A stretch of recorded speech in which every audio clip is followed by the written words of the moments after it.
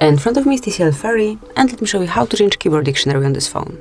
So at first, open messages, notes, or anything that you've got the keypad included.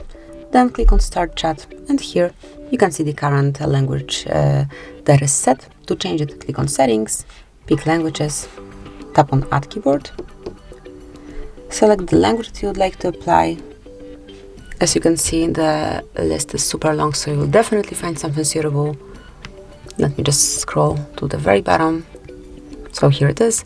Then just pick some language that you would like to apply, tap on Done, remove unnecessary language.